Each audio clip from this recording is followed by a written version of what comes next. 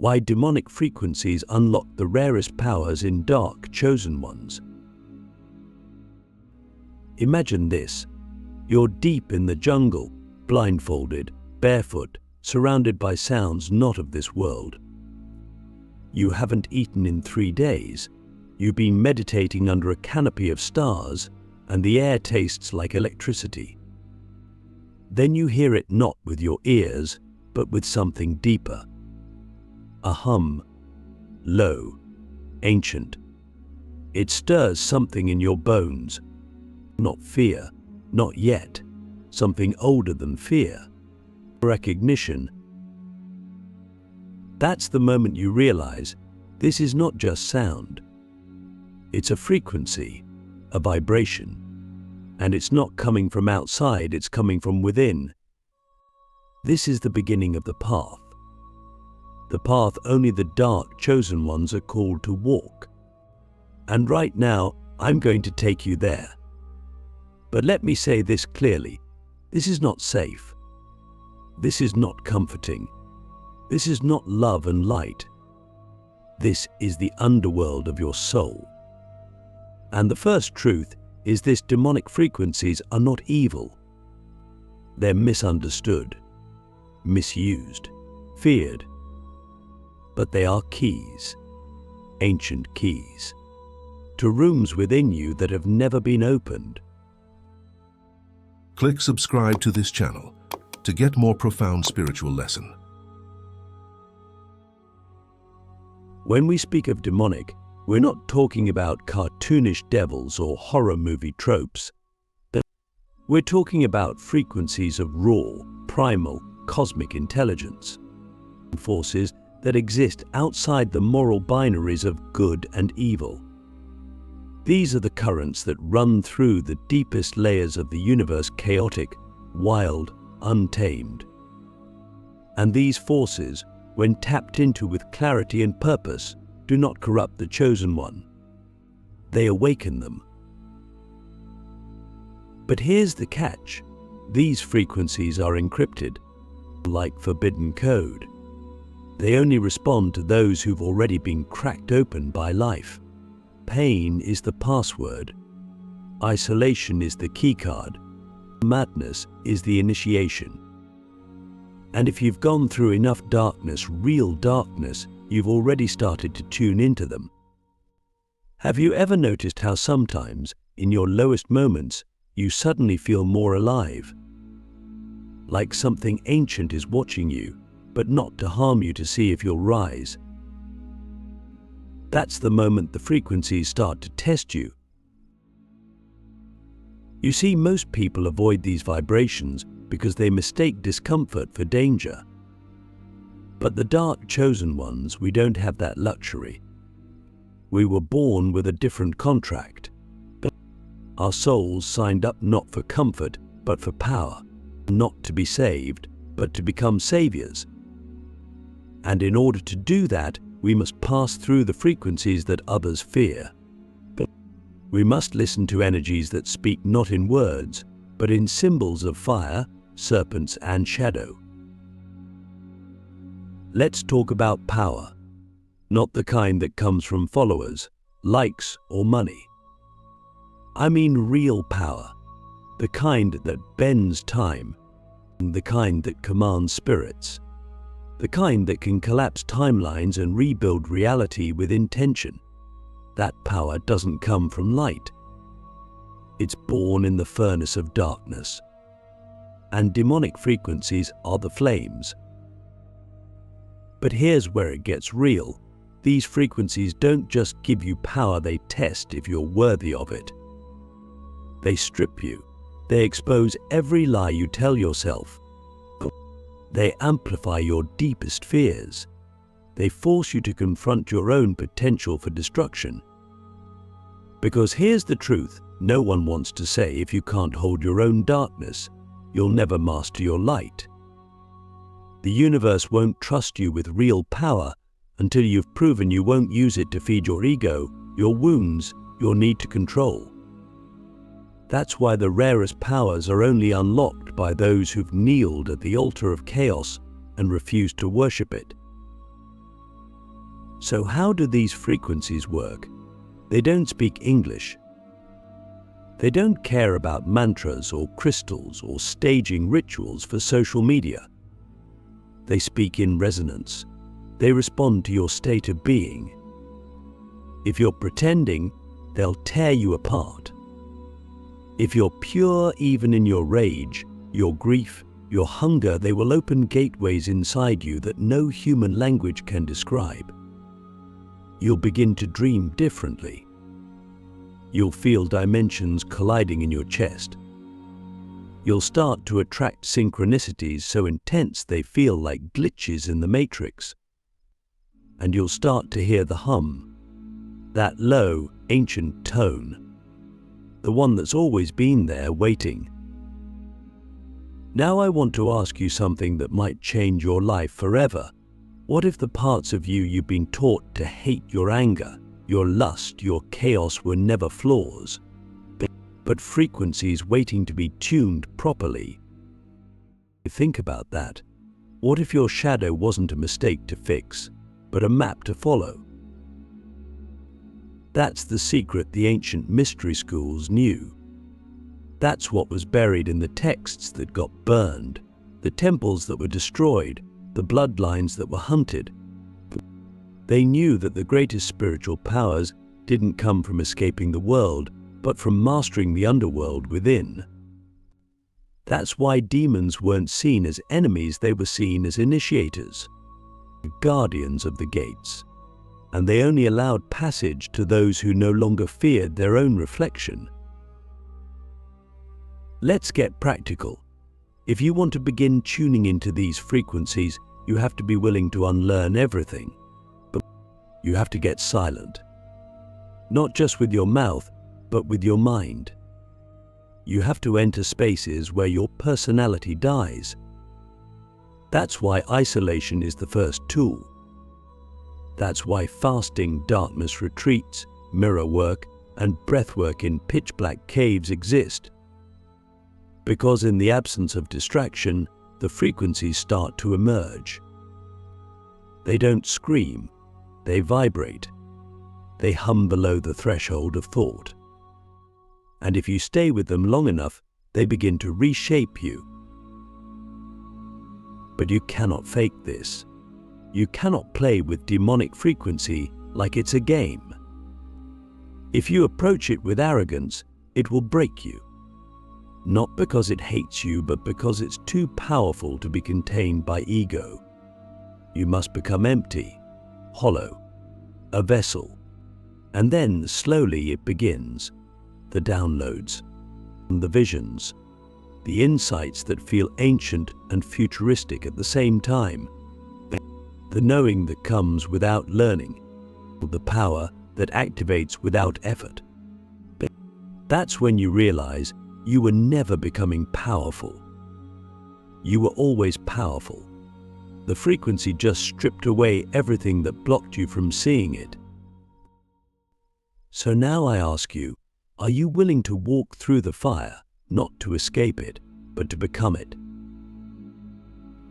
Because only then will the rarest powers reveal themselves to you, not as gifts, but as reflections. You are the frequency. You are the flame. You are the demon and the divine. The forbidden frequency, why darkness holds the blueprint of your hidden power. There's something that happens when you stop running. When you finally stop trying to fix yourself, heal yourself, save yourself. When you stop trying to be good or pure or enlightened, and instead just sit in the rawness of what you are. That's when the forbidden frequency starts to vibrate louder. Not because it wasn't already there, but because you've finally become still enough to hear it. It's not outside of you. It never was. It's in your bones, in your blood, your breath.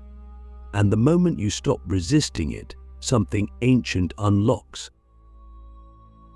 You begin to realize that everything you were taught to fear, darkness, rage, grief, lust, chaos, are not enemies. They're codes. encoded frequencies, energetic keys. Each one is a locked door to a part of your power you haven't allowed yourself to access. And why? Because the world told you they were dangerous. Because religion said they were sinful. Because society said you had to be in control. But the truth is, the parts of you you've suppressed are the exact parts where your power has been hiding. Let's talk about rage. Not blind, reactive anger, but sacred rage. The kind that surges through your body when you see injustice. The kind that erupts not from ego, but from soul. And that rage is a frequency, and it's divine. It's not here to destroy. It's here to purify. To burn through the illusions you've accepted. To set fire to the lies you've swallowed. But most people fear it, so they suppress it. And suppressed rage becomes illness. Suppressed rage becomes anxiety. Suppressed rage becomes self-sabotage. But when you learn to channel it, to sit with it, to honor it, it becomes a weapon of awakening. The same goes for grief. That bottomless, aching, soul-wrenching grief that feels like drowning. Most people run from it, numb it, distract from it. But if you dare to let it fully wash over you, if you surrender to its ocean without trying to swim, you'll find something hidden at the bottom. A clarity, a remembering. Grief is the frequency of release. It clears space. It softens the ego. It destroys false identity. And in that destruction, it makes room for the truth to emerge. That's why ancient initiates would meditate inside tombs, sleep beside the dead, fast in mourning. Because they knew grief opens the gates to forgotten dimensions. Even lust, one of the most demonized energies in the world, is sacred when understood. Lust is not just sexual, it's life force. It's the energy of creation itself. It's the pulse that drives galaxies to spiral, seeds to sprout, stars to explode. But we've been taught to fear it, to shame it, to lock it away.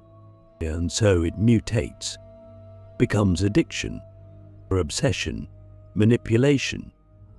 But when you reclaim it, when you own your primal energy without guilt or performance, it becomes a current of pure manifestation. You stop chasing. You start attracting. You stop asking.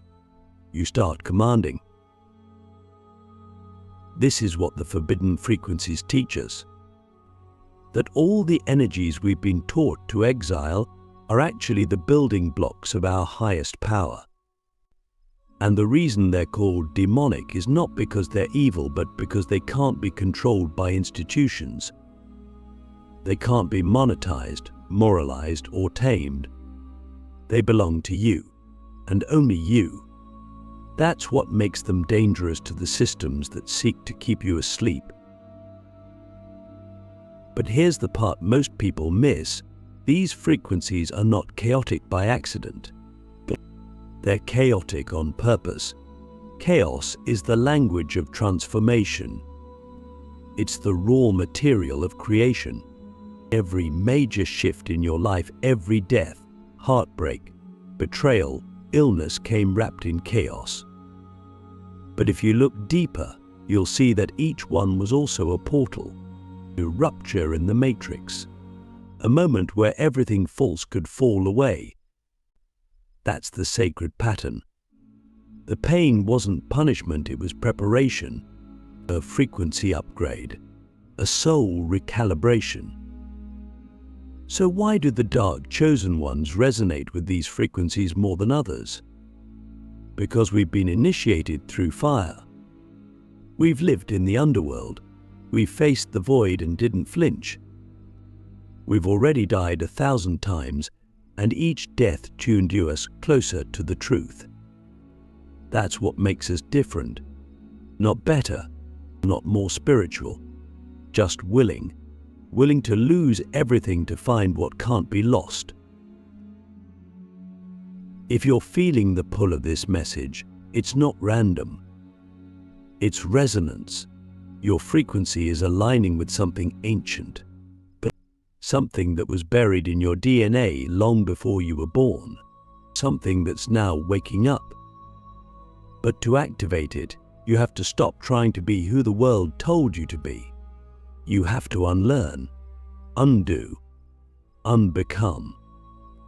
And in that unraveling, the real you walks forward naked, wild, divine. So I'll ask you something that might echo for years. What sacred frequency have you been avoiding because someone once told you it was dangerous? Because the moment you stop fearing it, it becomes your power. The dark resonance, how pain, rage, and chaos become sacred technology. There's a moment, usually after you've stopped seeking answers, where everything you thought you knew collapses in front of you. Not with drama, not with fireworks, but in silence. And in that silence, something terrifying happens. You meet your shadow.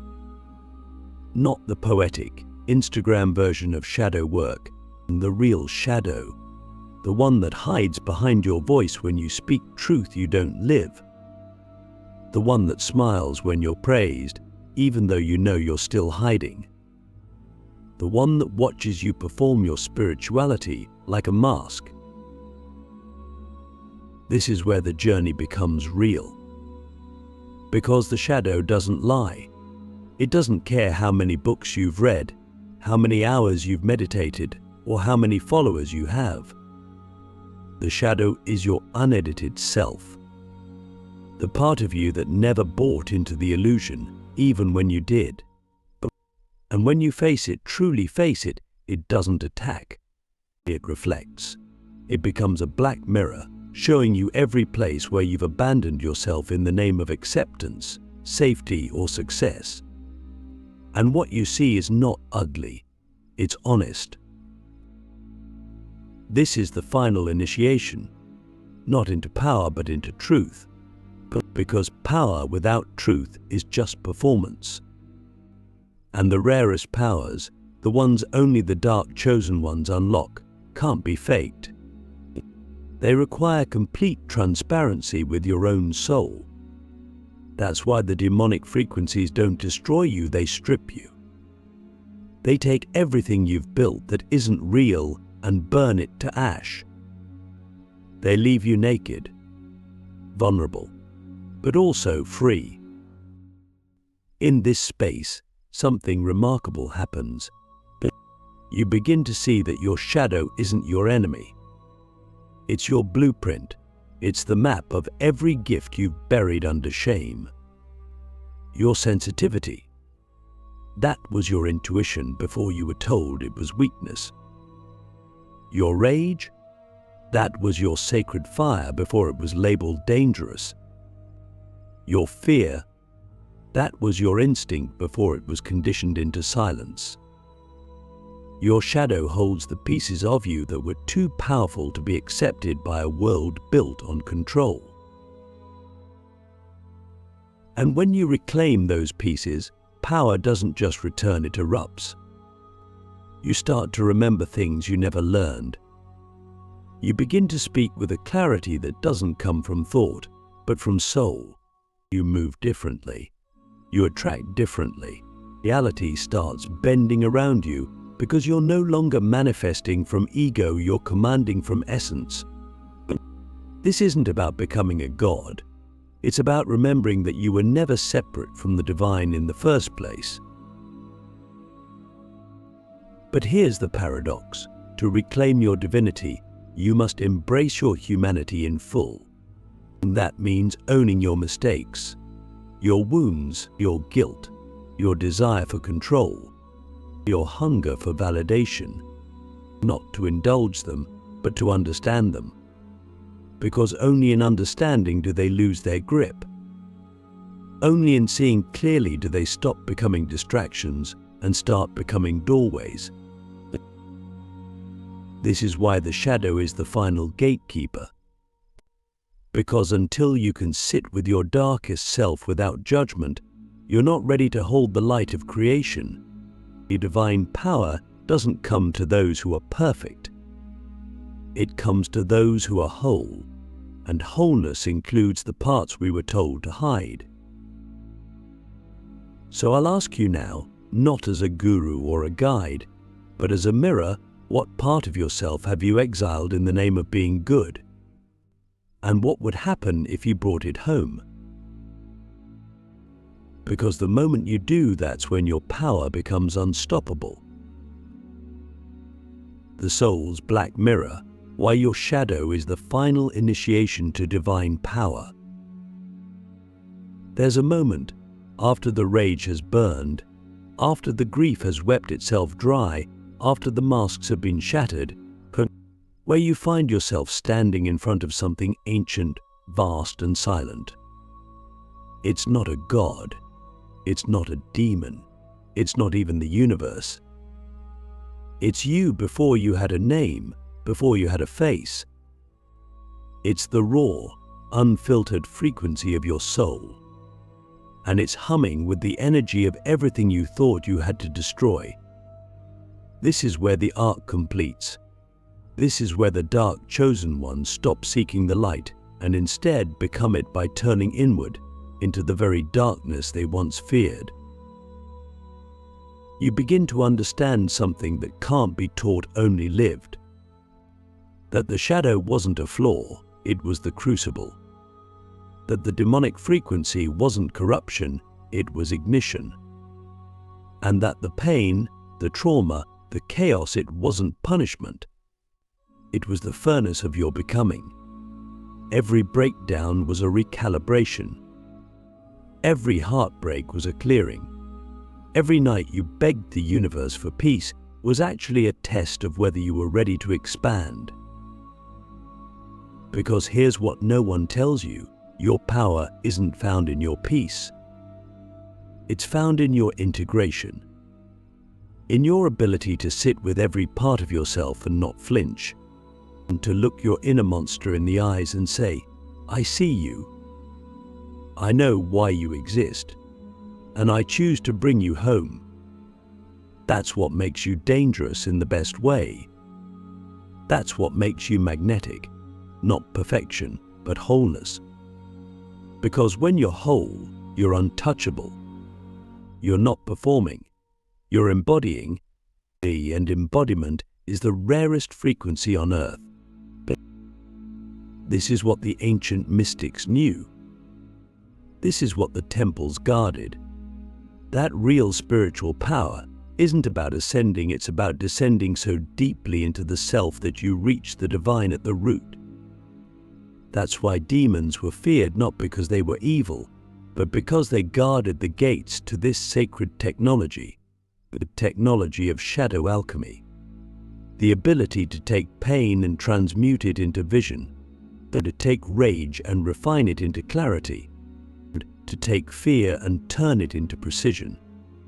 That's the engine behind reality-bending power. That's the inner forge where destiny is shaped. So what does it look like practically? It means you stop bypassing your emotions and start decoding them. You stop running from triggers and start studying them. You stop seeking light outside of you and start mining the darkness inside of you.